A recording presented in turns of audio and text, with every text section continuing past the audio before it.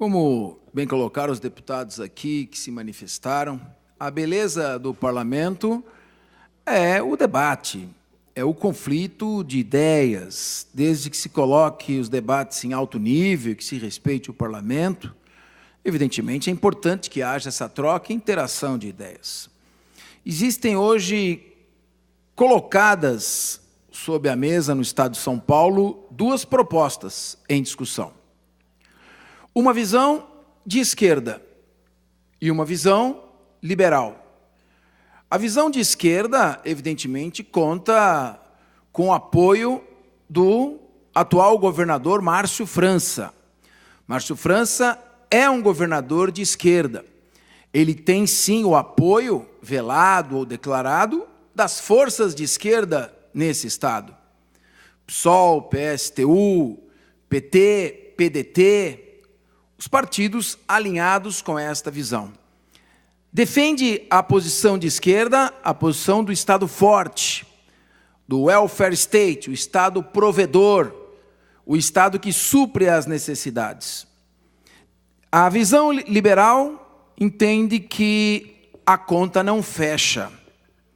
E eu digo a vocês, o Brasil vai quebrar se não houver um realinhamento estratégico no seu plano econômico.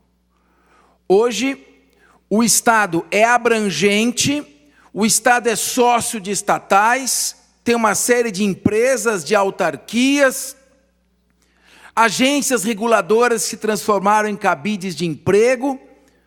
O Estado desperdiça e queima uma dinheirama em áreas onde ele não precisa estar alocado. O Estado precisa reduzir estrategicamente o seu tamanho para se realinhar, poder investir em saúde, educação, segurança, abrir crédito para habitação, fortalecer as empresas para a geração de emprego. O Estado assistencialista, que procura entregar ao cidadão benesses, ticket, vale-refeição, ou o que seja, o que equivale, esse Estado não conseguirá arcar com as despesas. E nós estamos verificando aqui, num curto espaço de tempo em que o governador Márcio França esteve à frente da gestão do Estado de São Paulo, já começa a provocar um desequilíbrio orçamentário. Quem é que vai pagar essa conta? Quem vai repor o déficit orçamentário se nós fecharmos com 9, 10 bilhões de reais de débito? São Paulo tem obrigações com o compromisso da dívida pública, a dívida com a União. Essa dívida hoje monta 306 bilhões de reais. Nós temos, por força da Lei Complementar 156, que atingir o cumprimento de metas. E nós não vamos atingir o cumprimento de meta. O ano passado nós tivemos déficit zero. Esse ano, a previsão nesse momento para 31 de agosto desse ano é déficit de 8,8 bilhões de reais. Isso é muito sério. São Paulo perderá os benefícios da renegociação com a dívida da União e terá prejuízo da ordem de 30 bilhões de reais adicionais.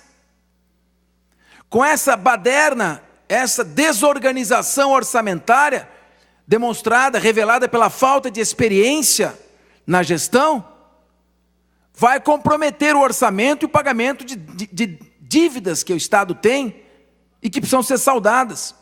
Nós temos hoje, pela Lei de Responsabilidade Fiscal e os acordos celebrados para a renegociação da dívida com a União, a obrigação de manter um limite de 60% da receita corrente líquida para o pagamento de despesas de pessoal. Já estamos em 54%.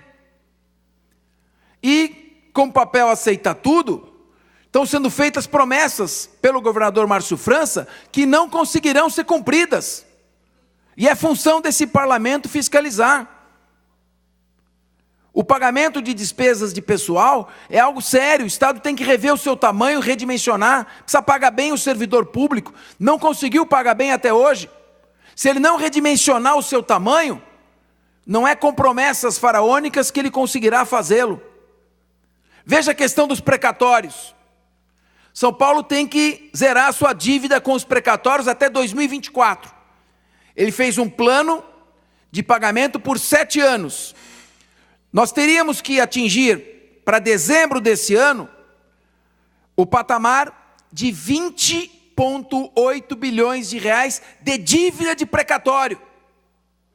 20 bilhões e 800 milhões de reais é o nosso limite, a nossa meta para dezembro de 2018. Todas essas despesas que estão sendo feitas, sem nenhum critério a não ser o político eleitoral, não é assim que se faz a gestão do maior e mais importante estado do país. Todos esses gastos, transferência de dinheiro para município, muitas promessas que já não foram cumpridas, está fazendo com que o Estado chegue em dezembro desse ano com a meta de 22 bilhões de reais de dívida e não 20,8.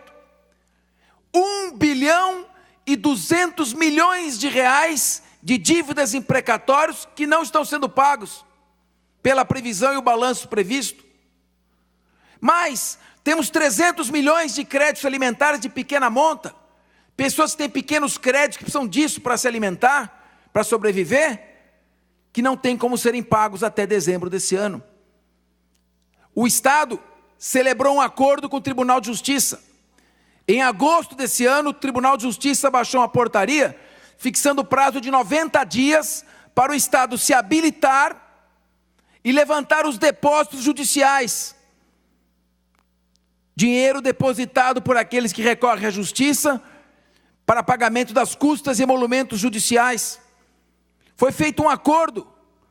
O Estado, se retirar esses 9 bilhões de reais de dinheiro da população, dinheiro resultante do pagamento das custas judiciais, se ele retirar, ele cumpre a meta de precatórios.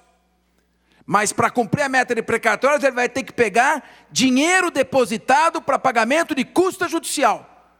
E o que é pior, para fazer isso, ele teria que ter se habilitado no prazo de 90 dias, que está prestes a se encerrar. É por essa razão, não adianta dizer, Márcio França não tem experiência para administrar um estado como São Paulo, e a sua falta de experiência está comprometendo o equilíbrio fiscal, gerando déficit orçamentário. Gestão orçamentária é coisa séria, por isso precisamos ficar atentos. A despeito de nossas posições sobre pessoas, vamos focar na questão da administração e da gestão. Márcio França compromete o equilíbrio fiscal e a saúde financeira do Estado de São Paulo.